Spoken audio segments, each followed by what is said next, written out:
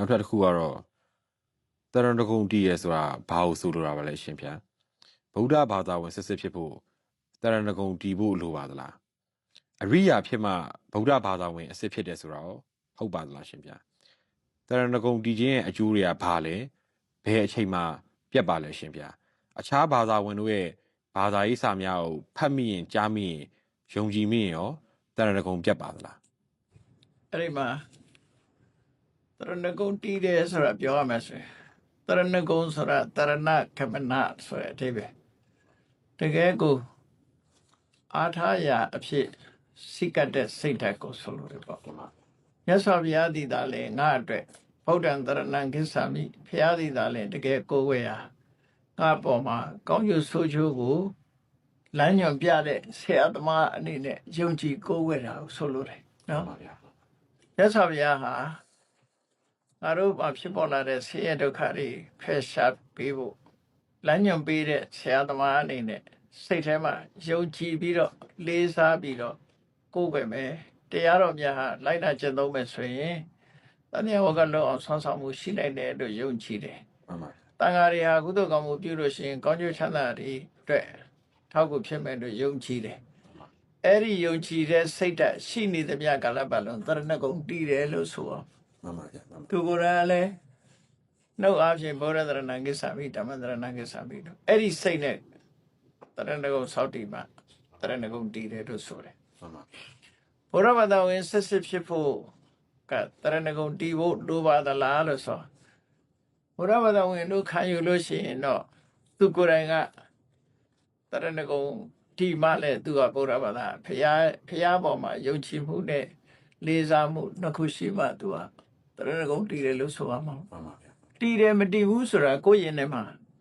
ဖြစ်ပေါ်လာတဲ့ဟာပို့အဓိကကြကိုယ့်ရင်ထဲမှာကိုယ်ဟာဖရာဒီအမှန်တရားကိုဟောကြားဆောင်ပေးလို့လေးစားရမှာဖြစ်တယ်တရားကျင့်မယ်ဆိုရင်ဆင်းရဲကလွတ်မှာဖြစ်တယ်တန်ခါးတွေကကုသကောင်းမှုပြုဖို့ကောင်းကျိုးချမ်းသာတွေကိုဖြစ်စေနိုင်မှာဖြစ်တယ်မြေကောင်းတဲ့ဖွဲ့ဖြစ်တယ်လို့ဒီလိုစိတ်ထဲမှာယုံကြည်နေတယ်ဆိုရင်တော့တရဏဂုံတည်တယ်လို့ပဲပြောမှာ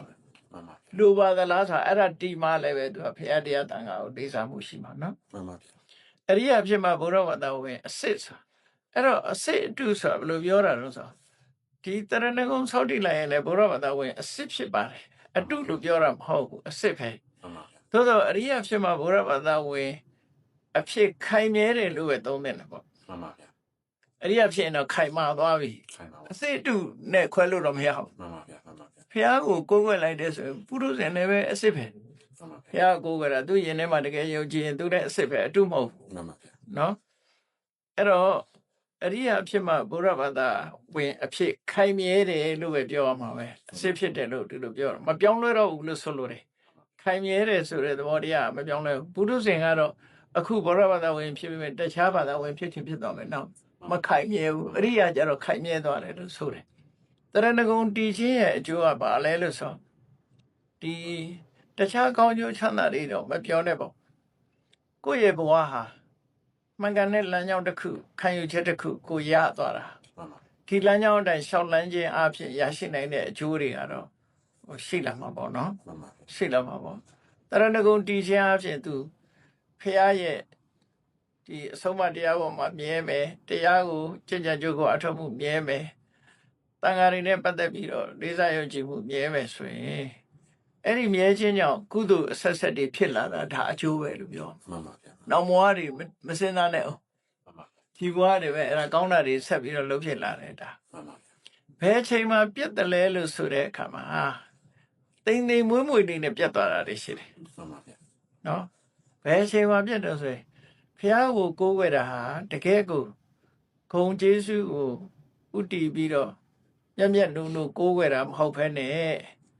လက်လာပါလို့ကျင်လို့ကိုးကွယ်ရင်ပြတ်သွားပြီမှန်ပါဗျာ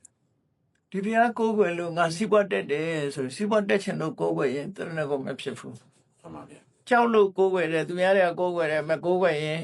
တခြားရန်လုံးမှာကြောက်လို့ကိုးကွယ်တယ်ဒါလည်းတရဏဂုံမဖြစ်ဘူးနောက်တစ်ခုကတော့မျိုးရိုးကကိုးကွယ်လာလို့ကိုးကွယ်ရင်အစတည်းတရဏဂုံမဖြစ်ဘူးမသိပဲနဲ့ကိုးကွယ်နော် တန်ရာဟုတ်ကလွတ်တိုင်အောင်လမ်းညွှန်နိုင်တယ်ဆိုတဲ့အမျက်ပေါ်မှာဥတီချက်က intention ကမြင့်မြတ်မှတရဏဂုံကတည်တယ်လို့ဆိုလို့တယ် intention ကရွေချက်မကောင်းဘူးဆိုလို့ရှိရင်တော့ဖះဟာနတ်လိုပဲငါ့ကိုစီးပွားဖြစ်အောင်မားလိမ့်မယ်ဆိုစိတ်နဲ့ကိုယ်ွယ်ရင်တော့အစရတယ်သူကတရဏဂုံမဟုတ်တော့ဘူးကွာနတ်ကိုယ်ွယ်တာပဲဖြစ်သွားပြီဂျပန်နိုင်ငံကိုကြားဘူးတယ်မဟုတ်လား ကြောက်ပါဗျာ ဂျပန်နိုင်ငံကရှင်တိုဘာသာဝင်နေများတယ် မှန်ပါ ဒါပေမဲ့တစ်ချိန်တည်းလဲဗုဒ္ဓဘာသာဝင်နေပဲသူတို့ မှန်ပါ ဒါမှမဟုတ်ဂျပန်ကအရင်တော့ကခုတော့လူကြီးတန်း80ကျော်သွားတယ်တဲ့100လောက်များဖြစ်ပြီလား မှန်ပါ ဘုန်းတို့တည်တော့ကအဲ့ဒီဂျပန်ဆရာတူဂျပန်နစ်ဗုဒ္ဓဇင်လက်ချပေးတာတီဟိုမှာတော့က မှန်ပါ အဲ့ဒီဆရာပြောတာဂျပန်ပြည်မှာဗုဒ္ဓဘာသာဝင်ဘယ်လောက်ရှိလဲဆိုရင်တန်း80လို့ပြောရမယ် မှန်ပါဗျာ ရှင်တို့ဘာသာဝင်နတ်ကိုယ်ွယ်တာဘယ်လောက်ရှိလို့ဆိုရင်တန်း80ပဲ မှန်ပါ ဘာလို့လဲဆိုတပြိုင်နဲ့နှစ်ခုစလုံးကိုယ်ွယ်တယ်လို့ဆိုသူကအဲ့လိုပြောတယ်သူတို့စီမှာလေ မှန်ပါဗျာ အဲ့တော့ကိုယ်ွယ်မှုကတော့တရဏဂုံနဲ့မဆိုင်ဘူးပေါ့နော်တရဏဂုံတီးတာကတော့ခုနအမျက်နဲ့လုံးမတရဏဂုံတီးတယ်လို့ခေါ်တယ် မှန်ပါဗျာ သူကသူကိုယ်ွယ်ခြင်းကိုယ်ွယ်တာကတော့သူပဲကိုယ်ွယ်တရဏဂုံအစစ်မရတာတွေရှိမှာပေါ့နော် မှန်ပါဗျာ ဘာသာခြားဒီရဲ့တခြားဘာသာဝင်တွေရဲ့ဘာသာရေးစာများကိုဖတ်ကြားမိရုံနဲ့တော့ဘာဖြစ်ပါအဲ့ဒါတွေကိုယုံကြည်ပြီးတော့သူတို့အယူဝါဒကိုလက်ခံတယ်ဒါဗုဒ္ဓဝါဒကိုစွန့်ပယ်တယ်ဆိုရင်တော့တရဏဂုံပြတ်သွားပြီပေါ့အဲ့လိုတော့ပြတ်တယ် ဒါဆိုရင်တချို့တပည့်တော်တကယ်ရင်းနေတယ်မှာအဖေကခရစ်ယာန်အမေကဗုဒ္ဓဘာသာဖြစ်တာကြောင့်သူကဒီဗုဒ္ဓဘာသာရောခရစ်ယာန်ရောနှစ်ခုစလုံးကိုးကွယ်လူတွေရှိတယ်သူတို့ကြတော့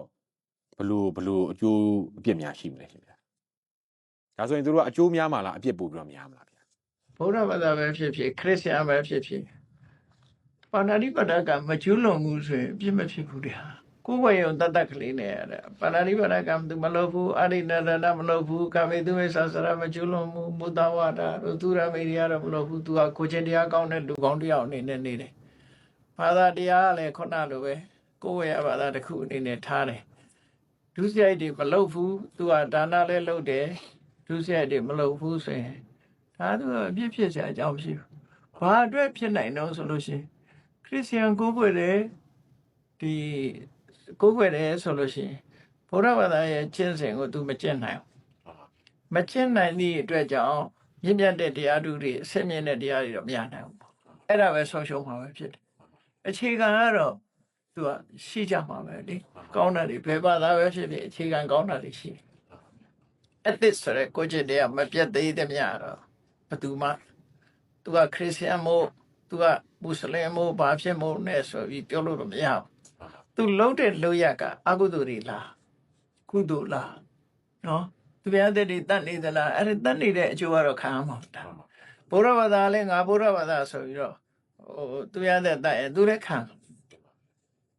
ရမှာပဲကိုယ်ွယ်ယုံတတ်နဲ့တော့ကိုယ်ွယ်ပါတယ်လို့ပြောယုံတတ်နဲ့ကတော့ဘယ်လေးပဲတတ်ထားတာအမှတ်တစိတ်ပဲအပဲကတ်ထားတာလောက်ရပေါ်မှာပဲဆုံးဖြတ်ရမှာဒါ အဲ့တော့ဒီဖျားနဲ့ဒီခရစ်ယာန်ဘာသာတပြိုင်တည်းကိုးဝေရုံနဲ့တော့အပြစ်မဖြစ်ဘူးလို့ဆိုချင်တာပါ ပြစ်မဖြစ်ဘူးဆိုတာကောင်းတဲ့ဘက်ကိုသူလက်ခံရင်ခံမှာပေါ့နော်ဖះလက်ထက်တုန်းကတော့ပရပိုက်တွေဟာတချို့ပရပိုက်တွေကဖះနဲ့တွေ့တဲ့အခါသူတို့ဘုရားဘာသာဖြစ်သွားကြတယ်ဒါပေမဲ့ပရပိုက်ကိုဒီတိုင်းပဲနေကြတယ် ပရပိုက်ဆိုတာဘာလို့ဆိုလို့လဲ ပရပိုက်ဆိုတာဘာသာတစ်ခုပေါ့နော်ဘာသာတစ်ခုလို့ဆိုပါစို့သူကသူတို့ရဲ့အယူဝါဒတွေကိုသင်ပြီးတော့ဟောတာပြောတာတွေလုပ်တယ်သူတို့အယူဝါဒတွေကဘုရားဘာသာနဲ့ဆန့်ကျင်တဲ့အယူဝါဒတွေပဲတော်တော်များများသူတို့လည်းဒါနလည်းလုပ်တယ်သူတို့ရဲ့ကိုချင်းသီလာလည်းစောင့်တည်တယ်တချို့တွေကအကောင်းတွေပါတယ်အကောင်းဆိုးရောတာပေါ့ခုခေတ်ဘာသာတွေလည်းအကောင်းလည်းပါတယ်ဆိုးလည်းပါတယ်တော့အကောင်းဆိုရောနေကြတာပဲလုံးဆောင်သို့တော့အဆိုးလုံးတာနဲ့အကောင်းလုပ်တဲ့နေရာမှာဘာသာတရားကညွှန်ကြားလို့အကောင်းအဆိုးလုပ်တာလည်းရှိတယ်ဘာသာတရားရဲ့ညွှန်ကြားချက်မဟုတ်ပဲနဲ့ကိုလုံးချင်လို့ဝါဒနာဆဲအရာလုပ်တာရှိတယ်တရားဝါတွေကိုတတ်ပြီးတော့ရစ်ပူဇော်ရမယ်လို့ဘာသာတရားကဆုံးမသည့်အတွက်ကြောင့်အဲ့လိုတတ်ပြီးပူဇော်ရင်တော့ဒါဘာသာတရားရဲ့ဆုံးမလို့ခေါ်ရမှာ မှန်ပါဗျာ အလုံးပေါ်မှာမေတ္တာတရားထားမယ်ဘာသာတရားဆုံးမတယ်ဘာသာတရားဆုံးမသည့်အတွက်မေတ္တာထားတယ်အဲ့မေတ္တာအကောင်း မှန်ပါ တက်တာကြတော့ခုနမကောင်းတာ မှန်ပါ ကောင်းမကောင်းကအစိတ်နဲ့ဟိုဟာလိုပဲတူလိုပဲအားစိတ်လိုပဲဒါကတဘာဝစစ်ပဲဟောရပြောရတဲ့လည်းမဆိုင်ဘူးမကောင်းတာလို့ရင်အစိတ်စားရင်အစိတ်ပဲနော်ကောင်းတာဆိုင်ရင်ကောင်းတာပဲဒါဖြစ်မယ်ဘာသာတရားဆိုတာအပေါ်ခေါင်းစည်းတက်လိုက်တာသို့တော့တန်တရားကလွတ်ဖို့နိဗ္ဗာန်ရဖို့အကျင့်ကြတဲ့အခါကျတော့ဒီစွန့်လွတ်ရမယ့်အခြေခံကြီးတွေရှိတယ်အဲ့ဒါမလွတ်ရင်တော့သူတို့ကမရဘူးဥပမာနိဗ္ဗာန်ရခြင်းလဲဆိုရင်ဘုရားသခင်တို့ဖန်ဆင်းတယ်ဆိုတော့ယုံကြည်ချက်ကြီးနဲ့လုံးလို့မရဘူးဘုရားသခင်ဖန်ဆင်းတယ်ဆိုကြတဲ့သူနိဗ္ဗာန်ရအောင်လုံးเสียမလို့ဘူးဘုရားသခင်ပဲသွားပြီးတော့တောင်းပန်ပြီးတော့သူ့ကိုဖန်ဆင်းပေးပါနိဗ္ဗာန်ရအောင်အဲ့လိုမဖြစ်ဘူးလားဖြစ်နေပါဟုတ်တယ်မလားအဲ့တော့လက်တွေ့ကျင့်ရမယ့်အကျင့်စုမပါတော့ဘူးလေအဲ့လိုဆိုလိုတာအစစ်မြင့်ဘုရားဘာသာမှာလည်းပဲအခြေခံရှိတယ်အစစ်မြင့်တွေရှိတယ်အဲ့တော့အခြေခံမှာတချို့တွေတူတယ်တူယုံနဲ့ဒါဒီဟာလို့ပြောလို့မရဘူးသူကဘုရားဘာသာအစစ်လို့ဘုရားဘာသာတရားတော်ရဲ့အစစ်မြင့်ဖြစ်ဖို့ရအတွက်ကြတော့ဘာလို့ဆိုဝိပဿနာတရားအထုတ်ပြီးတော့ကိလေသာကုန်အောင်လုပ်တာဆင်းရဲဒုက္ခတွေကထွက်အောင်လုပ်တာအဲ့ဒါမှဘုရားဘာသာအစစ်မြင့်ဖြစ်တာဖျားပွဲမှာပေါ်တာအဲ့ဒါ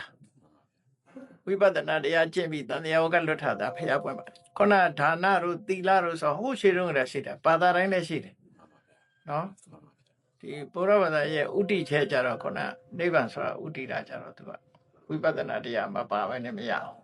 သမထအထီအောင်တခြားဘာသာတွေမှာရှိတယ်ဝိပဿနာတစ်ခုပဲမရှိတာဖျားပွင့်လို့ပေါ်တာဝိပဿနာတစ်ခုတည်းပဲတဏှာကလွတ်နိုင်တာဒီတစ်ခုပဲကျန်တဲ့နတ်ပြည်ရောက်တာတို့ဘာတို့နတ်ဖြစ်တာတို့ကခြားဘာသာတွေမှာလည်းရှိတယ်ဒီမှာကြားဖြတ်ပြီးတော့မေးချင်တာဒီနတ်တွေကနတ်ဘုံကလူပြည်ထက်ပို့ပြီးတော့မြင့်မြတ်တယ်လို့ဆိုတာကိုရှင်ဗျအဲ့တော့နတ်ဘုံမှာကိုသူတို့ကောင်းမှုကုသိုလ်တွေလုပ်ပြီးတော့နောက်တစ်ဆင့်ကိုတက်လှမ်းသွားနိုင်လားရှင်ဗျသူကမြင့်မြတ်တယ်ဆိုတာဘာကိုပြောတာတော့အဆင်စိတ်ထားမြင့်မြတ်တာလားကိုယ်ချင်းတရားမြင့်မြတ်တာလားဒီလိုရှိသေးတယ်တင်ပါဗျာကိုကပတ်စံရှိတဲ့လူနဲ့ပတ်စံမရှိတဲ့လူဘယ်လိုခွဲမလဲပတ်စံရှိရင်မြင့်မြတ်တယ်လို့ပြောမလားတင်ပါဗျာနော်ပတ်စံရှိတယ်ဒီလူကရဲတောက်တယ်ဟိုလူကပတ်စံမရှိဘူးငါးပါးသီလလုံးတယ်အဲ့ဒီရှုတော့ငါပြောရင်တော့ဘယ်သူကမြင့်မြတ်တယ်ပြောမှာတော့သီလလုံးတဲ့လူကမြင့်မြတ်တယ်လို့ပြောဟုတ်တယ်မဟုတ်လားအဲ့တော့ရှုတော့မျိုးစုံရှိတယ်နတ်ကလူတဲ့မြင့်မြတ်တယ်ဆိုတာစိစိမ်ဥစ္စာမှန်ပါဗျာမှန်ပါဗျာအစွမ်းတကူလူတဲ့အသက်ရှိတယ်မှန်ပါဗျာအဲ့ဒီဘက်ကမြင့်မြတ်တယ်ဒါပေမဲ့စိတ်ထားလူတဲ့မြင့်တယ်လို့ပြောလို့မရဘူးဟောဆိုလူပြည်မှာယဟန္တာတွေရှိတယ်လေသူတို့ရဲ့အကျင့်ကောင်းတဲ့ပုဂ္ဂိုလ်တွေဖရာတို့ဆိုတာလူပြည်မှာဖြစ်တာလေအဲ့တော့နတ်ကလူတဲ့မြင့်တယ်လို့ဆိုတဲ့အတိတ်ပဲကသူကကိုချင်းသီလအဖြစ်မြင့်တာမဟုတ်ဘူးစီးစိမ်ဥစ္စာမြင့်မာတာပတ်စံချွေချမ်းသာတယ်ပုံမိမ့်မှန်နေနေရတယ်ဒီဟာဒါမြင့်မြတ်တယ်လို့ပြောကိုချင်းသီလနဲ့မဆိုင်ဘူးနော်လူတွေရဲ့ hierarchy ဆိုတဲ့အဆင့်မြင့်မှုကတော့ကိုချင်းသီလနဲ့သွားတာအဲ့တော့နတ်တွေကအဲ့လိုအခြေအနေကောင်းမှနေရပြီးတော့ပို့ပြီးတော့ကောင်းမွန်တဲ့အခြေအနေကိုရောက်ဖို့သူတို့ကြိုးစားလေးရှိပါလားရှင်ဗျာရှားပါနဲ့ဘာကြောင့်လို့ဆိုရင်သူတို့ရရှိထားတဲ့စီးစိမ်တွေပေါ်မှာသူတို့မမောထားပြီးတော့တခဏကိုတသက်လို့သဘောထားပြီးတော့ပျော်ပါနေကြတာဟုတ်တော့ပျော်ပါနေသည့်အတွက်ကြတော့ပြောရမယ်ဆိုရင်နတ်တွေအများစုကဘဝမေ့နေတဲ့ဟာတွေပဲဘဝမေ့နေသည့်အတွက်ကြောင့်နတ်ကသိလို့ရှိရင်တော့အောက်ပြန်ဆင်းတာတွေပဲများတယ်ကုသိုလ်ကောင်းမှုဆက်လုပ်တဲ့ဆိုတာအရိယာနတ်မျိုးတာပဲတကယ်ကိုအရိယာသူတော်စင်ဖြစ်သွားမှသာလေသူအထက်ကိုဆက်တာကျန်တဲ့တာမန်နတ်တွေကတော့အပျော်ကျူးပြီးတော့အစာမစားနိုင်အစာလွတ်သွားလို့တည်တဲ့နတ်တွေရှိတယ်နော်အပျော်ကျူးပြီးတော့အစာလွတ်သွားလို့တည်တဲ့နတ်ကခိတ္တပရောတိကနတ်လို့ခေါ်တယ်မနာလိုစိတ်တွေဖြစ်ပြီးတော့တုံးနဲ့တူဂုံတုဂုံပြိုင်လောက်ကြတယ်ငါပိမှန်သားတယ်ငါချမ်းရများတယ်နဲ့ဂုံတုဂုံပြိုင်လောက်ပြီးတော့တယောက်နဲ့တယောက်မနာလိုစိတ်တွေများပြီးတော့ဒေါသတွေဖြစ်ပြီးတည်တဲ့နတ်ကြတော့မနောပရောတိကနတ်လို့ခေါ်တယ်နတ်ဆိုတိုင်းသူကအစစ်မျက်နှာမဟုတ်ဘူးကောင်းတာလို့သည့်အတွက်ကြောင့်သူကလူတွေလိုပေါ့ကံကောင်းလို့တထေးသားဖြစ်သွားပြီးတော့ပတ်စံတွေကိုရေးလို့သုံးတယ်ဆိုတာမျိုးဖြစ်သွားနတ်တွေထဲမှာယဟန္တာနတ်ရောဖြစ်နိုင်လားရှင်ဗျာယဟန္တာနတ်ကတော့ကာမဘုံမှာသူကကြာရှိမနေတော့ယဟန္တာဖြစ်သွားရင်စိတ်ညစ်ရမရှိသည့်အတွက်ကြောင့်နတ်ပြည်မှာယဟန္တာကြာရှိမရှိဘူးယဟန္တာဖြစ်ပြီးရင်ပြိဋိဘံဆံရတာများတယ်ဇမပြည်မှာတော့ရှိနေ နတ်တွေအနေနဲ့လည်းယဟန္တာအဆင့်ကိုသူတို့ရောက်နိုင်တာပါရှင်ဗျာ ရှောင်းနိုင်တယ်သူတို့လည်းရှားနာဖြစ်နိုင်တယ်ပေါ့နော် ဒီမှာ သို့တော်လည်းနတ်ပြည်မှာသူအနာဂတ်ဖြစ်ရင်တော့မှပဲအထက်ကိုတက်ကြတာများ ဒီမှာ နတ်ပြည်ဆိုတာတကယ်ပြောရမယ်ဆိုရင်တော့လူပြည်ကပွဲလန်းသပင်လိုပဲအများအားပျော်ပါနေကြတဲ့နေရာတစ်ခုပေါ့စတိတ်ခုံတို့ဘာလို့စတိတ်ရှိုးပြနေတဲ့အဲ့ထဲရောက်နေတဲ့လူတွေလိုနေတင်စားပြောမလားမသိဘူးနော်